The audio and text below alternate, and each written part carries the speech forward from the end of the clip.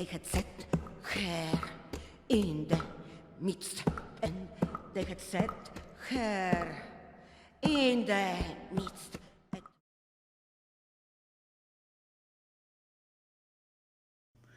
То народився я в 1960 році в місті Луцьку. Батько Петро Миколайович Рунчак і мама Людмила Петрівна Рунчак. Батько був музикантом, закінчував музичну школу, першу музичну школу міста Луцька, а також музичне училище. На жаль, не зміг закінчити, тому що захворів і досить рано помер. Мені було 12 років, як тато помер. І ми вдвох з мамою практично все життя і прожили. Мама працювала медсестрою все життя у другій міській лікарні. Відповідно, віддала мене навчатися в першу музичну школу Луцька, клас Щегельського Феофана Григоровича по баяну. Я думаю, що це був правильний вибір. І, власне, в тій нашій ситуації, яка спіткала нашу сім'ю, він мене запалив заняттям на баяні, заняттям музикою. І, власне, якби не він, і якби не мамине терпіння, тому що я був такою непростою дитиною, то я думаю, що на професійний шлях музиканта, можливо, я і не став. Наполегливість Феофана Григоровича, така дуже систематична робота в класі привела до того, що я набув якихось знань і якогось вміння, і брав участь, звичайно, і в концертах, які проводилися в музичній школі, а також брав участь в конкурсах. І от це так воно все затягнуло, що я, звичайно, планував поступити в музичне училище. Так і сталося. За час навчання в музичній школі я по теоретичним дисциплінам займався з піаністами. Феофан Григорович наполягав, що там підготовка була на більш вищому рівні, ніж у народників. Я також брав участь у конкурсах теоретиків, оскільки сольфеджіо і музична грамота в мене якось так було все нормально. Якщо сказати коротко про культурну ситуацію на той час, то у великій мірі вона була сприятлива для того, щоб музикант відвідував концерти, тому що величезна була гастрольна діяльність в рамках Укрконцерту, Київконцерту, Госконцерту так званого. Тому що приїжджали музиканти з різних республік тодішнього Радянського Союзу, видатні музиканти. Я був на концерті Ріхтера, на концерті Гілільса, і скрипалі, і баяністи, і віолончелісти. Приїжджали, і для мене це був великий ріст в плані музикантському. Це коли я ще був у Луцьку. Звичайно, в той час, коли я поступив в Київську консерваторію, то також практично левову частину свого часу я присвячував тому, що сидів на репетиціях у Державному симфонічному оркестрі, як Глущенко проводив репетиції і концерти, відповідно. Спілкувався з багатьма відомими музикантами, які мене на той час цікавили. В першу чергу серед баяністів це Володимир Зубицький, це Сергій Грінченко, Анатолій Семешко, мої колеги, які були тоді на курсі, Юрій Карнаух, зараз відомий баяніст, керівник ансамблю рідні наспіви Національної філармонії України, з якими були просто на одному курсі. Петро Андрійчук, можна називати дуже-дуже багато колег, у яких я також намагався навчатися не тільки як музикант, баяніст, а просто як людина. Стосовно композиторів, які мене цікавили на той час, в першу чергу українські композитори, то це був, звичайно, Євген Станкович, з яким я спілкувався поза консерваторією, тому що він не працював на той час в консерваторії. Ну, звичайно, Володимир Зубицький, про якого я вже сказав, відомий баяніст, диригент, композитор, який написав дуже багато музики не тільки для баяна, акордеона, а також і оркестрової, театральної, хорової музики. Тому той час був дуже плідним. Я відвідував уроки по диригуванню, ходив в класи фортепіано, ударних інструментів. Для композитора це дуже важливо знати ці інструменти, знати їх не просто як слухач, коли виконується якийсь твір на сцені, а також і, власне, в репетиційних умовах, а це іменно заняття в класі, контакт з викладачем або із студентом, своїм колегою.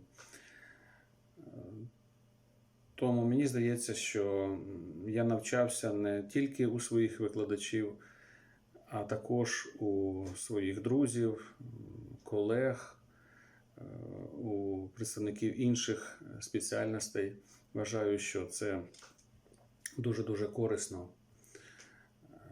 в плані загального розвитку. Ходив на виставки, ходив в театр, а також я займався факультативно з теоретиками і, власне, по композиції на теоретичному відділі з Мотоляком Пилипом Павловичем. Я йому також дуже завдячую тим, що він перший почав системно зі мною займатися, власне, композиторською технікою, якимись навиками і так далі, так далі. От, і сталося так, що навіть на 4-му курсі училища я дав авторські концерти з своїх творів, де сам грав і на баяні, і на фортепіано, я компонував. Захотілося стати композитором.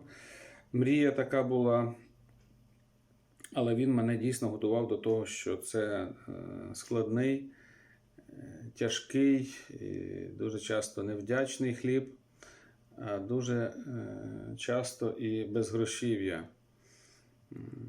Але тим не менше я займався творчістю і мріяв поступити в консерваторію. Тільки ставило питання поступати на баян чи поступати на композицію, тому що були пропозиції і у Львівську консерваторію. Зі мною мене прослуховував Лешик Зигмундович Мазепа.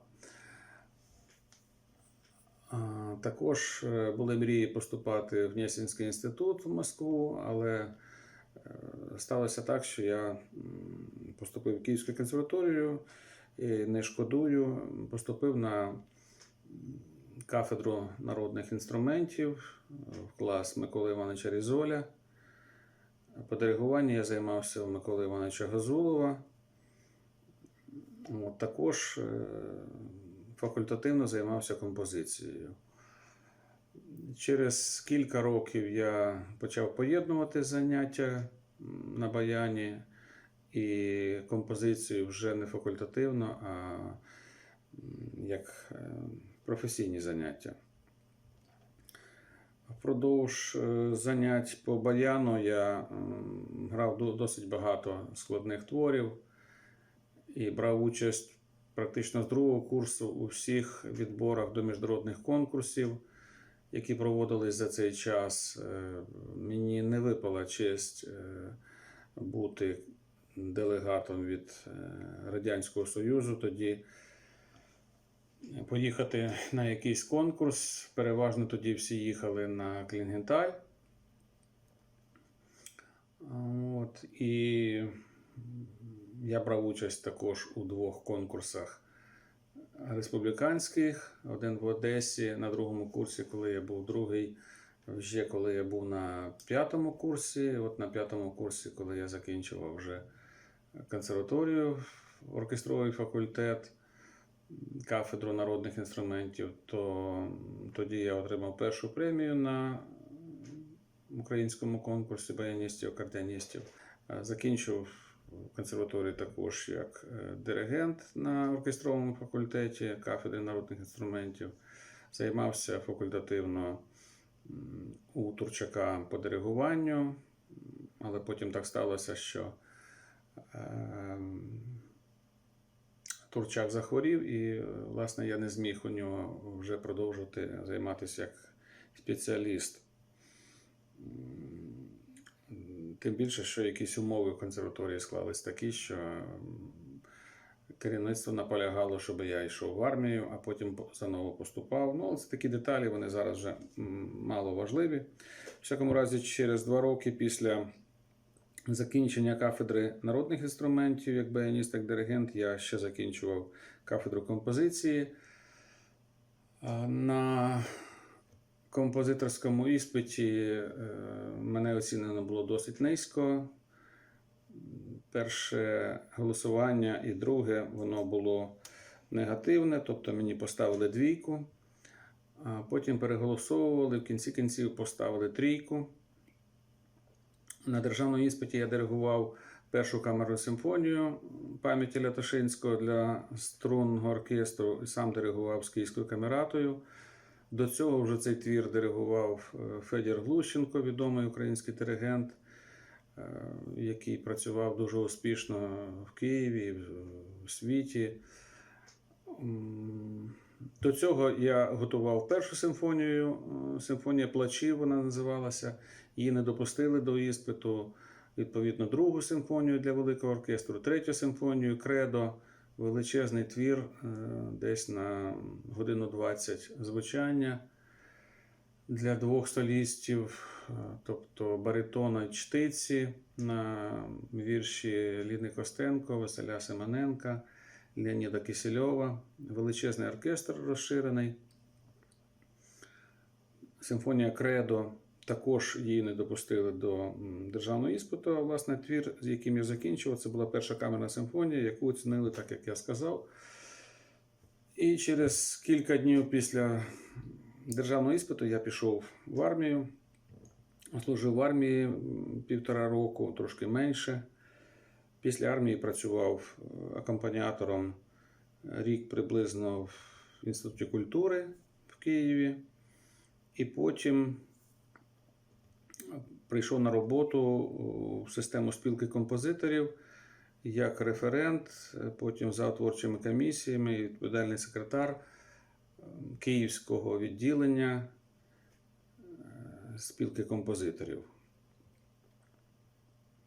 Ну, це так, якщо дуже коротко сказати про період навчання, скажімо так, який починався ще з музичної школи і закінчився, власне, консерваторією. Звичайно, у кожного композитора є свій шлях і свої системи, в яких він працює. Те, що стосувалося іменно мене особисто, то також я проходив якийсь еволюційний шлях. Також перші твори, вони спиралися на якісь твори відомих композиторів. Напевно, в чомусь було якесь наслідування, без цього неможливо. Але завжди для себе я ставив такі цілі, щоб все-таки знайти свою якусь стежку, стежину, знайти якісь свої методи композиції, свої технічні прийоми, які мені близькі для тих думок, які я хочу висловити в своїх творах. І, власне, я дуже багато слухав музики Нововіденської школи. Сучасна музика традиційно вона починається ніби від таких композиторів, як Шонберг, Веберн, Берг. І далі, відповідно, пізній Стравінський. Ну, а далі відкривається велике поло. Булес, Ксенакис, Ноно, Лютославський, Пендерецький ранній, Лігіті, Лючано Беріо, звичайно. І, звичайно, я намагався висловлюватися в своїй музиці також тими засобами, які сповідували ці композитори. І один із перших моїх творів, власне, це Опус 1, це твір називався Меса Реквієм, яку я написав на першому курсі консерваторії, десь за перший семестр, умовно кажучи. Цей твір не писався з викладачем. Написання таких протестних, будемо казати, творів також був потрібен для того, щоб самостверджуватись. Є, звичайно, твори, які ніколи не були виконані. На жаль, в більшій мірі це стосується хорової музики, яка або була виконана один-два рази, або деякі твори не були виконані, як, наприклад, невільничі пісні чекали свого виконання дуже-дуже довгий час, не дивлячись на те, що я написав ще цей твір в консерваторії. Я показував тоді його тодішнім професорам, хоровикам, які казали, що це не може заспіватися. Потім так стало, що дві частинки заспівав Микола Гобдич із хором Київ. Ну і інші твори, які, на жаль, теж очікують своїх виконань. Бували випадки, коли виконавці замовляли твори, або це були джентльменські замовлення нефінансового характеру, і потім виконавці або не могли, або не хотіли виконувати ці твори, або забували навіть про них. Такий твір, наприклад, я написав для ударних і камерного ансамблю, теж на замовлення, але потім виконавець так і не виконав. До цього часу цей твір не виконаний. Є баянні твори, які очікують свого виконання, наприклад, китайський диптих 3 ще не був виконаний. Нещодавно була прем'єра китайського диптиху 2 на концерті моєї баянної музики 20 жовтня в Малому залі Національної музичної академії України, де звучали як і ранні твори, власне, перший опус, будемо так казати, Меса Реквієм, який виконав Ярослав Собчук. Це магістр з Інституту музики Глієра. І до практично таких крайніх творів, як китайський диптих 2, як дітям до 16 виконувати дозволяється, альбом для дітей і юнацтва, який виконав Мар'ян Гушта.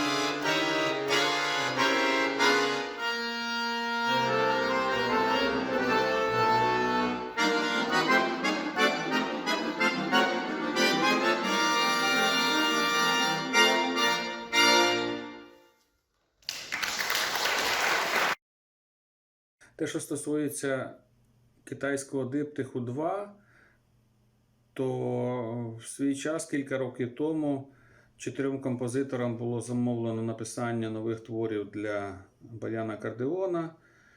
Замовником виступила китайська сторона, зокрема, міжнародний конкурс композиторів у місті Шеньчжень. І ці твори були замовлені членам журі цього конкурсу. Це Горка Хермоса, це Франк Анджеліс і Петрі Маканен, і я також. Ось, і так сталося, що я дуже швидко написав цей твір. Пропозиція була написати твір з китайськими мотивами на базі китайських народних інтонацій, мелодій. Я це зробив, а потім замовники сказали, що потрібно, щоб це був твір, де були би цитати з китайського фольклору. Ну, для мене це було дуже складно, тому що були свої плани, і поїздки, і так далі. Я написав ще один твір, який називається «Китайський диптих 3», він ще так і не виконаний. Хочу вірити, що, можливо, когось це зацікавить. Зараз 2 твори «Китайський диптих 3» і «Інь-Янь». Єдність протилежностей. Власне, це «Китайський диптих 1». Вони зараз видаються в Китаї в загальному збірнику. Хочу вірити, що це незабаром станеться.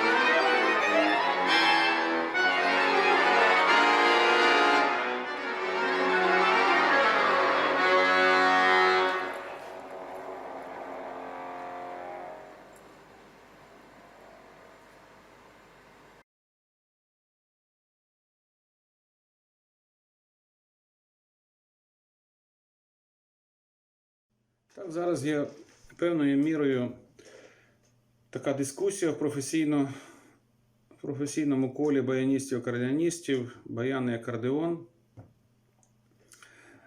І як називати наш інструмент, і як називати, відповідно, інструмент в контексті того, що англомовна назва є акордеон, яка передбачає і кнопкову систему, і клавішну систему, тобто те, що у нас називається баян і акордеон. І, відповідно, чомусь ця дискусія з'явилася на наших теренах, зокрема на українських теренах. Для мене вона виглядає дуже такою надуманою, тому що ніколи ніякої проблеми між баяністами і акордеоністами не існувало. І в плані викладання гри на інструменті, і в плані конкурентності якоїсь незрозумілої. Ніколи це питання не ставало ні в учбових закладах, ні в конкурсах.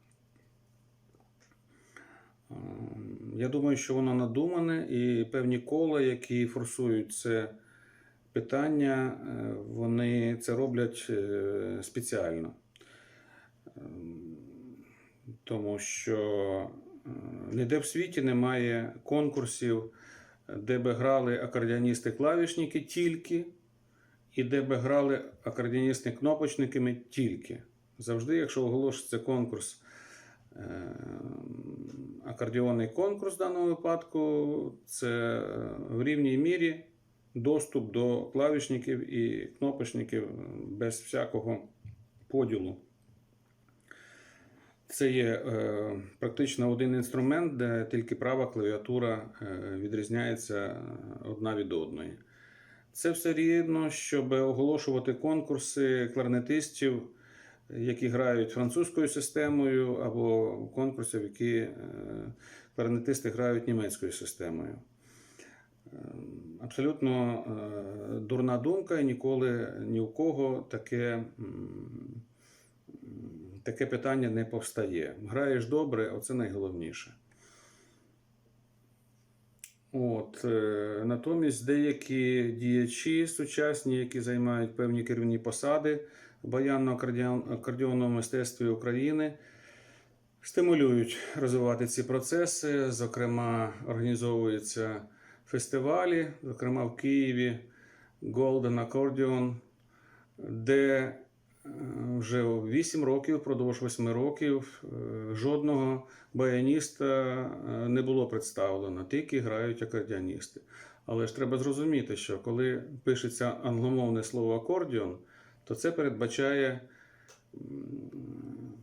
представлення обох наших інструментів. У нас так сталося традиційно, що кнопочні інструменти мають свою назву, клавішні мають свою назву, баян, відповідно, акордеон. І ніколи ці проблеми, так би сказати, не ставали в плані розділення наших інструментів.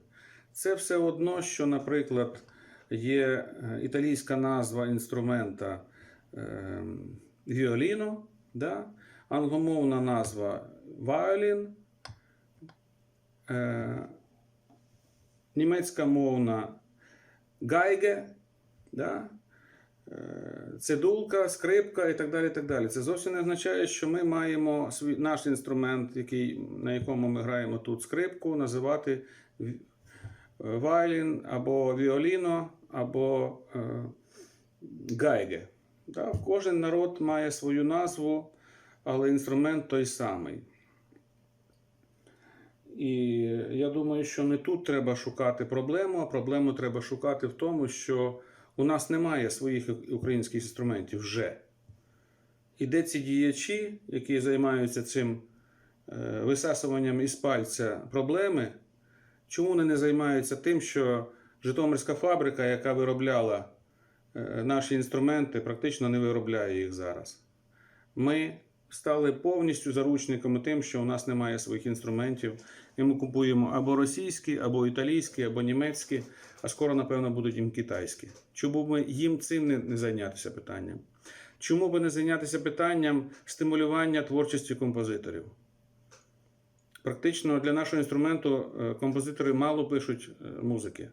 Тих кілька композиторів, які є в Україні, яких ми знаємо, або вони померли, як, наприклад, Подгорний, або ті, які і Подгорний, той же Белашицький, прекрасні композитори.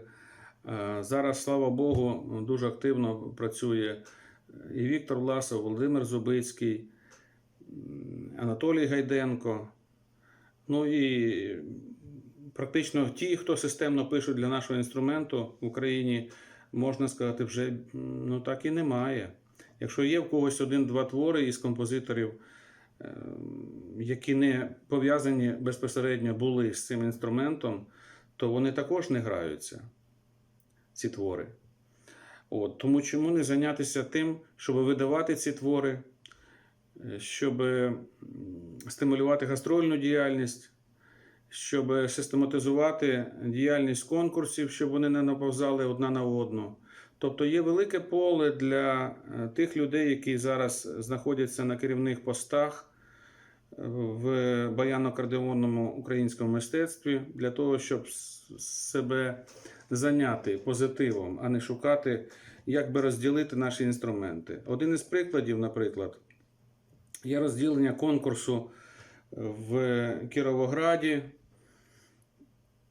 в Кропивницькому зараз це місто називається, де розділили вже конкурс діячі на частина конкурсу клавішники, частина конкурсу, відповідно, кнопочники. Такого немає в жодному конкурсі, в жодній країні світу. Це є той український абсурд, яким займаються ці діячі. Я виступаю проти цього і, звичайно, в контексті того, що я є незалежний від цих людей. Будуть вони грати мою музику чи не будуть, я буду протестувати проти цього. Тому що це абсолютно надумана проблема, не тим треба займатися. А займатися треба тим, щоб на польських конкурсах в Саноку або в Пшемишлі були наші студенти вузів, як мінімум. Тому що ці діячі переважно працюють в вищих учбових закладах. Тут, в Польщу, в Пшемишль просто пішки можна перейти. Я постійно сиджу на цих конкурсах з членом журі. Так само, як і в Китаї, так само, як Кастельфідардо, на трофеях світу, і в Боснії і Герцеговині, і в Словаччині, і так далі, так далі. І в Іспанії. Зараз я сиджу на конкурсі трофеї світу в трьохтурній категорії. Киян там немає. Натомість є двоє студентів зі Львова і один студент з Одеси, які успішно пройшли і перший, і другий, і зараз вони в третьому турі. І мають великі шанси стати лауреатами. Ось цим треба займатися. Це що, в Києві мало викладачів? Чи поступають найгірші студенти? Чому керівництво кафедри на це не реагує?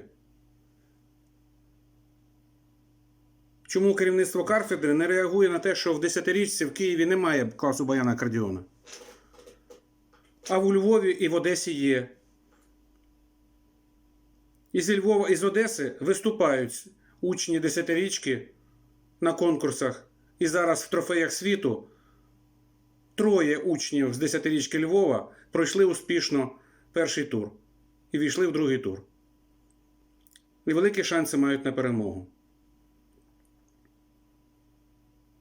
В свій час я і колеги з музичної спілки, ми були ініціаторами того, щоб в Одесі відкрили клас баяна-акордеона. А в музичній 10-річці Києві, яка є підпорядкована Національній музичній академії України, вже класу баяна-акордеона немає. Де ви, керівники кафедри? Чим ви займаєтесь в цьому плані?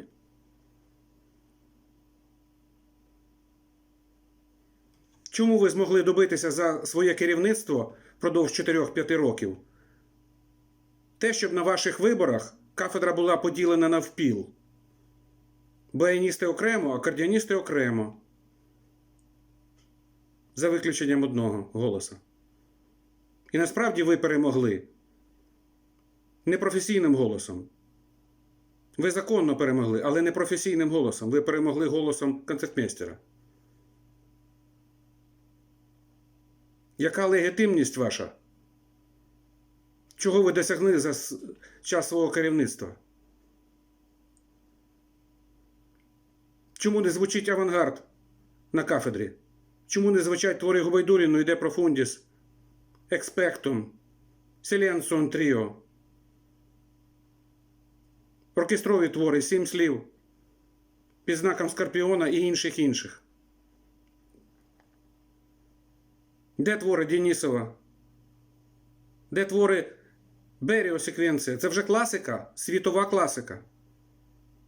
Анатолій Семешко видав книжку про твори західних композиторів і наших в тому числі, які мали би звучати. Який результат після вивчення цієї праці? Ось цим треба займатися. А не зводити рахунки з тими, які вам висловлюють свою думку прямо. А ви не пускаєте їх прослухати їх твір у малий зал консерваторії. Там не було жодної протиепідеміологічної ситуації. І я з'ясовував це питання з керівництвом учбового закладу, яке відмовилось від того, що був якийсь закон або указ з цього питання. Я не пам'ятаю випадку подібного і не пам'ятаю подібної ганьби, коли б композитора не пустили на виконання його твору.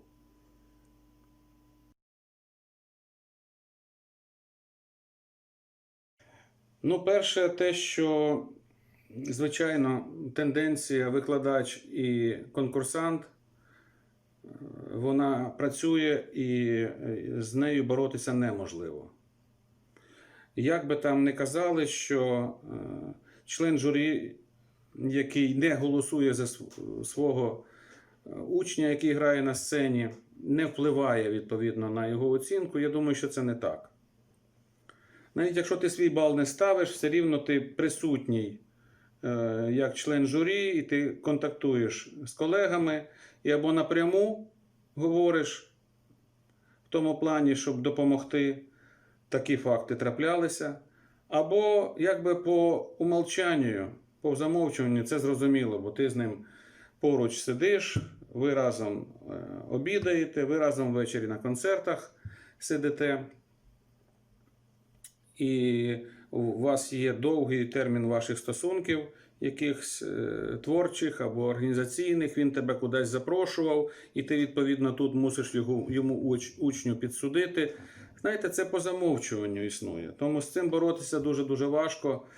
Ідеальний варіант, щоб, звичайно, викладач не сидів членом журі, навіть якщо його учень, відповідно, грає. Наскільки це можуть собі дозволити зробити організатори конкурсу, це питання. Це питання, тому що, як правило, членами журі вибирають авторитетних музикантів. І, відповідно, у цих авторитетних педагогів, виконавців є достойні учні, які приїжджають і мають право конкурувати. Я думаю, що, в принципі, якщо би задатися ціллю, то ці питання можна спробувати вирішити, хоча вони є складними. Друге питання також це, наприклад, членами журі стають представники фірм інструментів. І також є певна тенденція, коли представники фірм дивляться на інструменті якого класу, якої компанії грає конкурсант, і, відповідно, вони, просуваючи свій інструмент, ставлять той чи інший бал вищий або нижчий конкурсанту. Це може бути не напряму представник фірми, а опосередкований представник фірми. Це той, який є дистриб'ютором, наприклад. або той, який має теж інструмент цієї системи і через свої можливості реалізує своїм учням або учням учнів, або своїм колегам ці інструменти. Це такі невидимі нитки, про які ніхто не говорить напряму, але які існують, і вони шкодять конкурсному руху. Іншою справою такою, яка теж заважає розвитку музиканта, це те, що є так звані конкурсні бійці, які вивчають одну конкурсну програму і потім їздять з нею багато-багато років на різні конкурси і навіть гарно грають, але практично музикант не розвивається. Я таких прикладів зустрічав немало. І напряму причепитися до цього неможливо, тому що грає музикант добре, але це та програма, яку ти чув вже кілька разів. Я думаю, що також, завдавшись ціллю, можна ці питання також регулювати.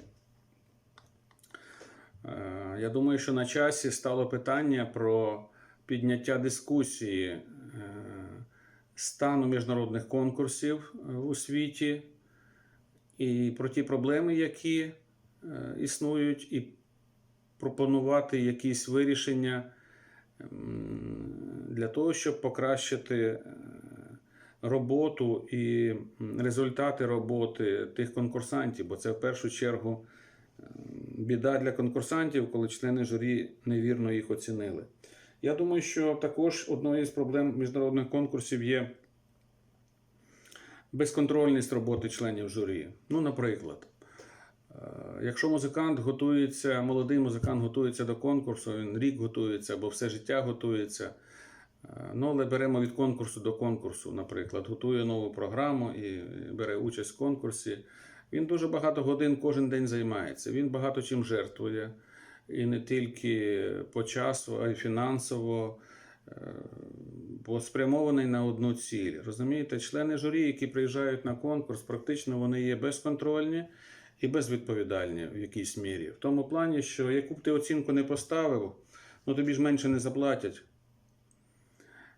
Яку б ти оцінку не поставив, твоя оцінка не може бути скасована. Тобі гарантовано оплатять дорогу, гарантовано оплатять гонорар, готель, нагодують.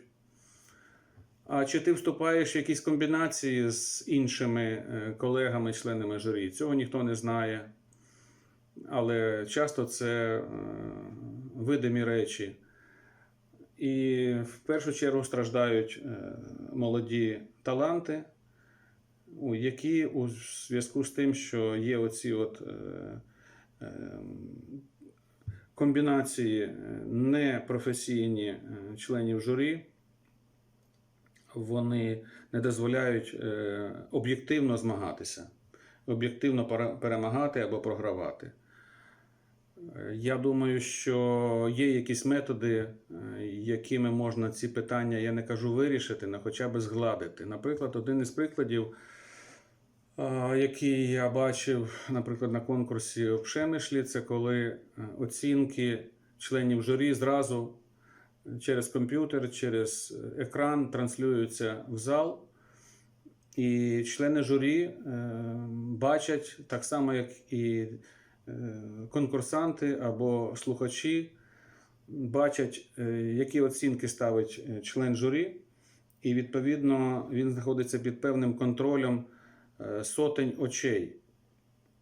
І це певною мірою дисциплінує роботу члена журі.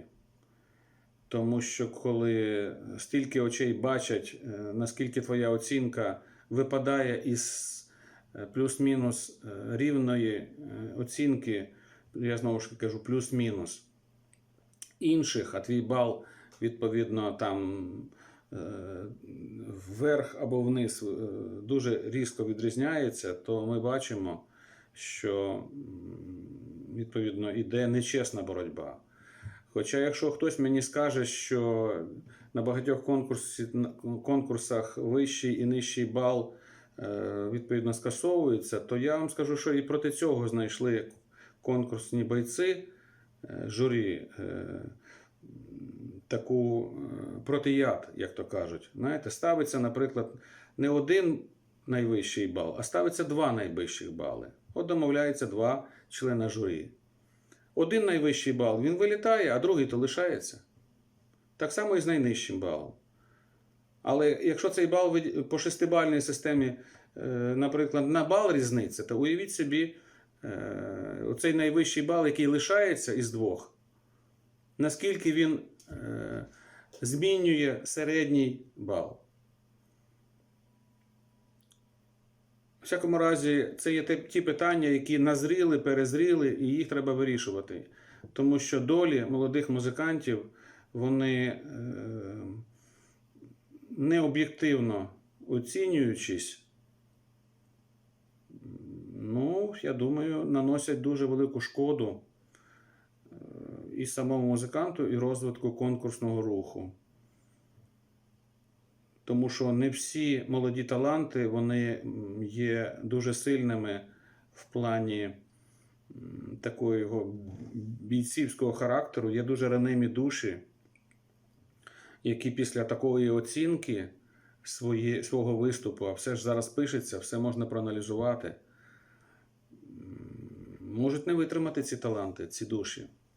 Далі був приклад, на якому я був, який я мав на конкурсі Прzeworську в Польщі саксофоністів.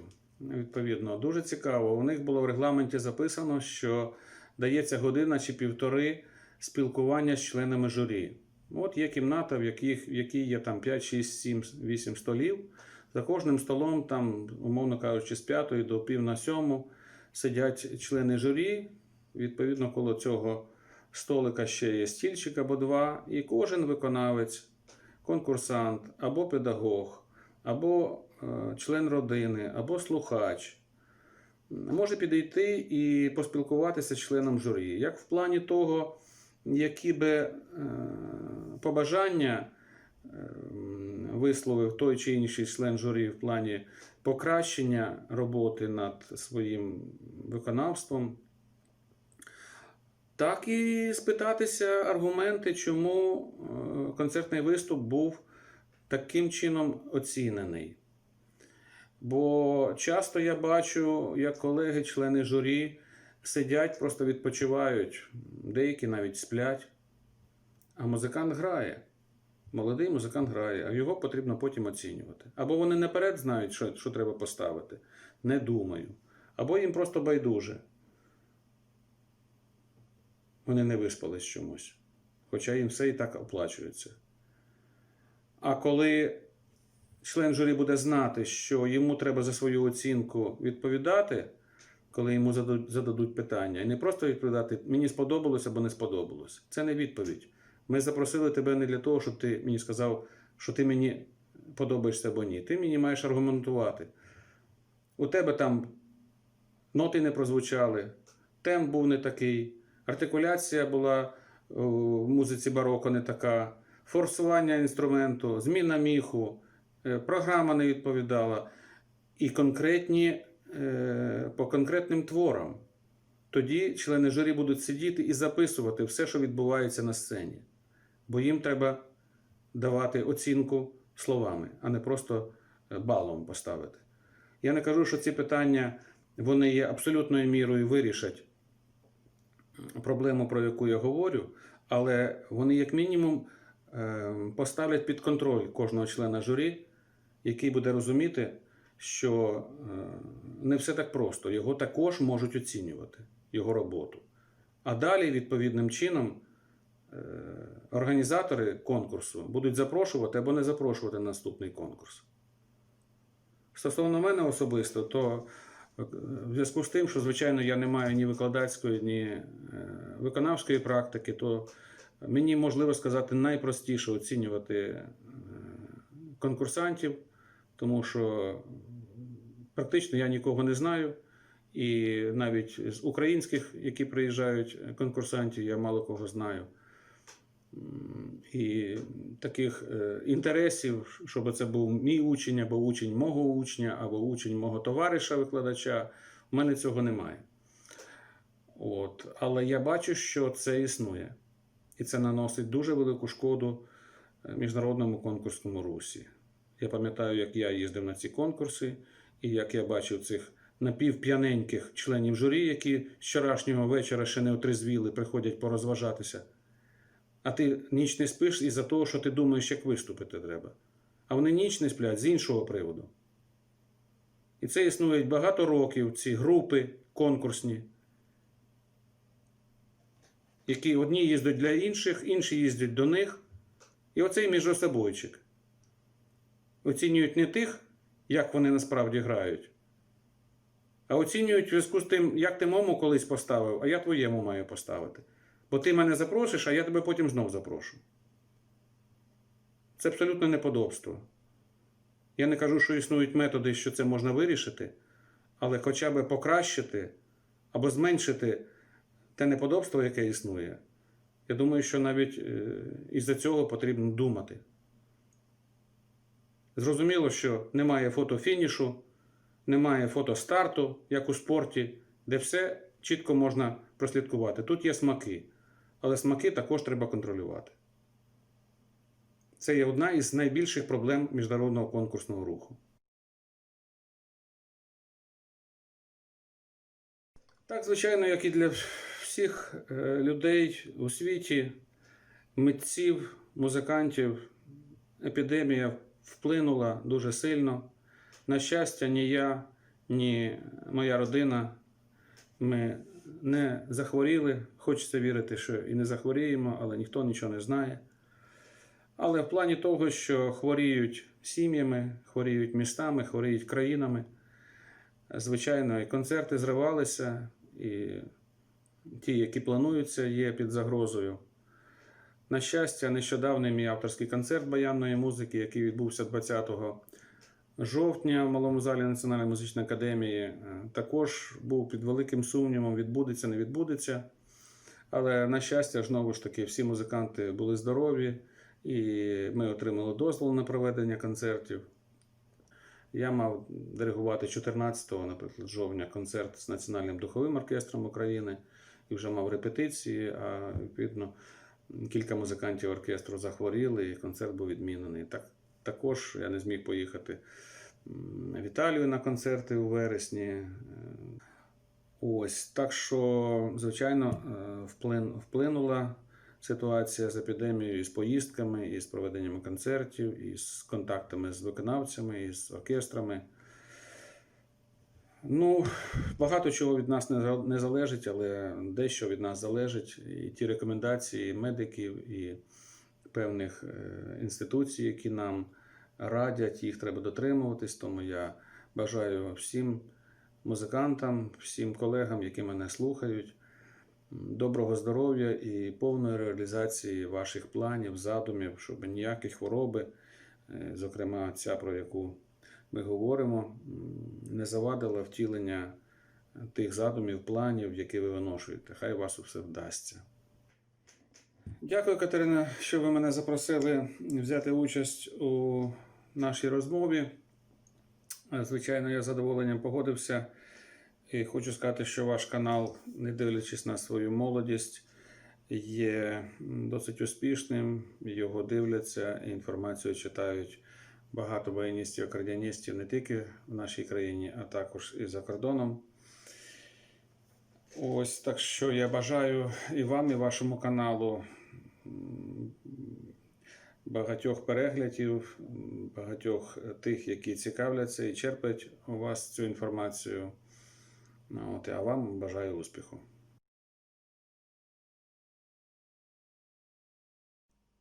Дякую, Катю, за ваш інтерес до спілкування зі мною. Ви просите показати кімнату, у якій я працюю, тобто кабінет. Ось тут нічого особливого немає.